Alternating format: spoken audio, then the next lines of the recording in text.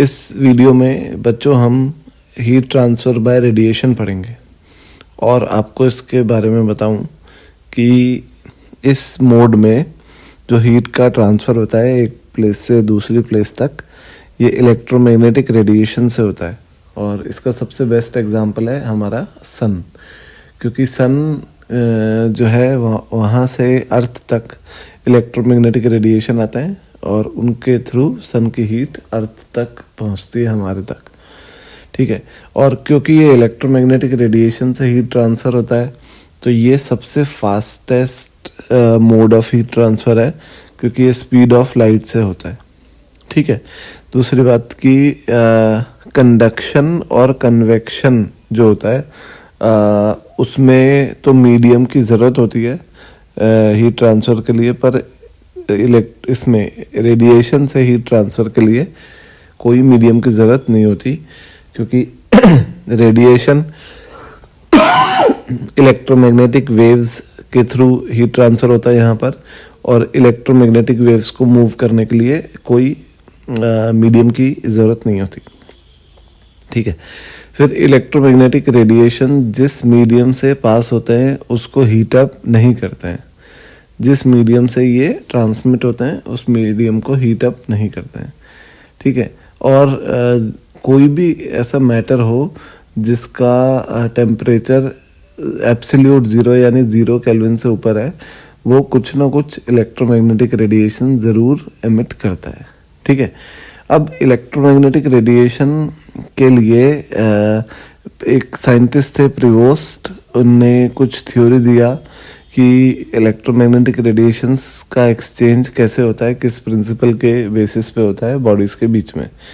तो सबसे पहला पॉइंट था उसमें कि कोई भी जो ऑब्जेक्ट है, चाहे लिविंग है चाहे नॉन लिविंग है, उसका टेम्परेचर ऑब्वियसली 0 केल्विन से ऊपर है, तो वो इलेक्ट्रोमैग्नेटिक रेडिएशंस एमिट करता है।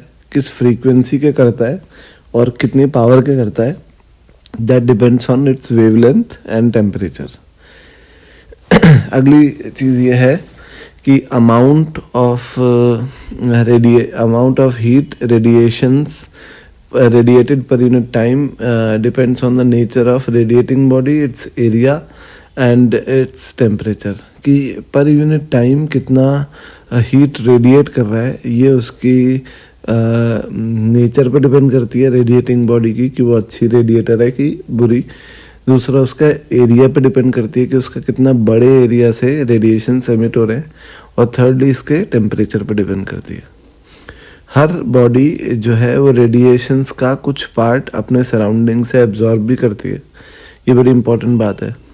और अगर एमिशन का रेट एब्जॉर्प्शन के रेट से ज़्यादा है तो टेम्परेचर गिरेगा, और एब्जॉर्प्शन का रेट एमिशन के रेट से ज़्यादा है तो टेम्परेचर बॉडी का राइज होगा, क्योंकि नेट हीट वो एब्जॉर्ब कर रही है, ठीक है। अब अगर बॉडी का टेम्परेचर और उसकी सराउंडिंग का टेम्परेचर इक्वल है तो इसका मतलब है कि उसका रेट ऑफ एमिशन और rate of absorption of heat through radiations equal है, ठीक है। अब आते हैं अपन यहाँ बड़े काम की चीज़ है कि हमारे लिए आइडियल ब्लैक बॉडी। तो आइडियल ब्लैक बॉडी की बात करें तो सबसे इम्पॉर्टेंट है, अपने नाम काफ़ी सुना है इसका, कि आइडियल ब्लैक बॉडी वो होती है जो सारे रेडिएशंस को एब्जॉर्ब कर लेती है, ना ही उन्हें रिफ्लेक्ट करती है ना ही उन्हें ट्रांसमिट करती है। जो भी फ्रीक्वेंसी, जो भी वेवलेंथ के रेडिएशन उस पर गिरते हैं उन्हें एब्जॉर्ब कर लेती है, that is ideal black body. और कहीं ना कहीं इसका जो नाम है ब्लैक बॉडी वो भी इसी वजह से है, क्योंकि अगर सारे कलर कोई बॉडी ऑब्जॉर्व करती है तो that will appear to be black, तो उसी बेसिस पे इसका नाम है आइडियल ब्लैक बॉडी, और ये ब्लैक ही होती है, ठीक है। तो आइडियल ब्लैक बॉडी के लिए एक बड़ी अच्छी चीज़ ये भी है कि आइडियल ब्लैक बॉडी जो है जिन रेडिएशंस को वो एब्जॉर्ब करती है उन्हीं रेडिएशंस की ये एमिटर भी होती है बहुत अच्छी, है ना। ये बड़ी इंपॉर्टेंट है इसमें बात है, इसको अपन प्रूफ भी करेंगे आगे, किरचॉफ लॉ आएगा, ठीक है। अब दूसरी बात यह है कि नेचर में naturally occurring 100% ideal black body कोई भी नहीं है, पर जो एक लैम्प ब्लैक वेलवेट आता है और प्लैटिनम ब्लैक वेलवेट आता है, they are 99% ideal black bodies. और ये जो conceptual ideal black body model है, ये फेरी ने बनाया था, साइंटिस्ट का नाम है, कि इसमें ये रेडिएशंस यहाँ से एंटर होते हैं और वो इस तरीके से रिफ्लेक्ट होते हैं अंदर कि वो वापस कभी इस जगह से निकल नहीं पाते। ठीक, there is very less probability कि वो यहाँ से एस्केप हो जाए वापस। ठीक है बच्चों, तो ये आइडियल ब्लैक बॉडी था। अब कुछ इसकी लिए कुछ बेसिक डेफिनेशंस मैं आपको बता दूं जो यूज़फुल होंगे हमारे।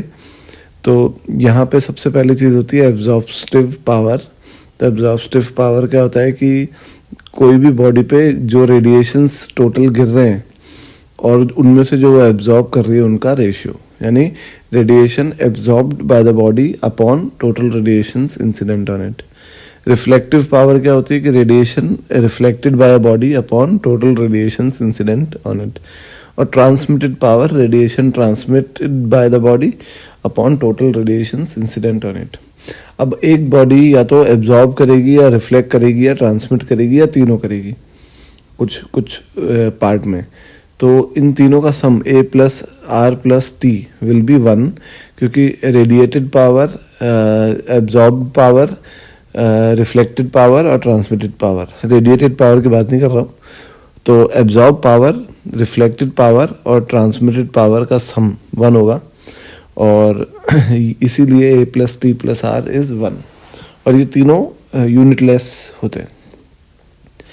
अब एमिसिव पावर क्या होती है? एमिसिव पावर होती है कोई भी बॉडी अगर रेडिएट करती है, देखो रेडिएट करना अलग बात होती है, रेडिएट होता है अपनी इनहेरेंट एनर्जी को निकालना, रेडिएट करना, और रिफ्लेक्ट करना होता है कि जो एनर्जी उस पर आके इंसिडेंट हो रही है उसके एक पार्ट को रिफ्लेक्ट करना। तो यहाँ रेडिएटेड पावर की बात हो रही है अब कि एमिसिव पावर की डेफिनेशन होती है energy radiated per unit area per unit time along normal to the area. मतलब कोई भी बॉडी अपने सरफेस में से जो एनर्जी रिलीज कर रही है, रेडिएट कर रही है बाहर इलेक्ट्रोमैग्नेटिक रेडिएशन के फॉर्म में, तो वो कितनी एनर्जी रेडिएट कर रही है per unit area per unit time और उसके सरफेस के perpendicularly, that is known as emissive power.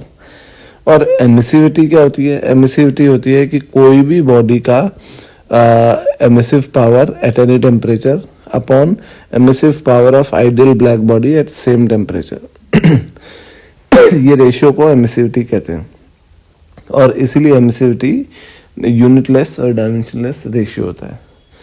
तो आइडियल ब्लैक बॉडी से अगर कंपेयर कर रहे हैं किसी भी बॉडी की एमिसिविटी को, तो इसका मतलब आइडियल ब्लैक बॉडी की खुद की एमिसिविटी 1 होगी, क्योंकि उससे कंपैरिजन है। और अब आते हैं अपन स्टीफन बोल्ट्जमैन लॉ।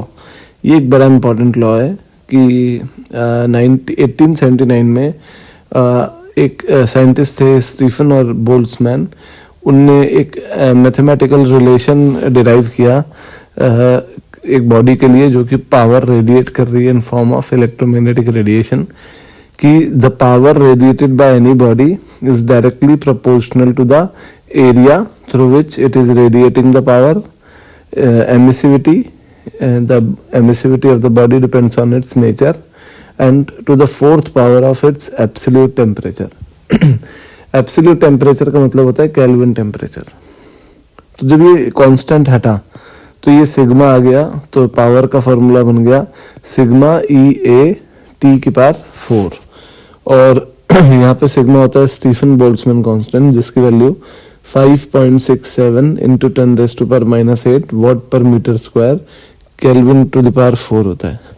और एक चीज़ और बता दूं मैं आपको कि अगर आप एमिसिव पावर लिखोगे तो एमिसिव पावर क्या होता है? Normal power upon area. तो अभी अपन ने पीछे देखा था ये चीज़, तो सिग्मा E(T⁴) ये एमिसिव पावर हो गया।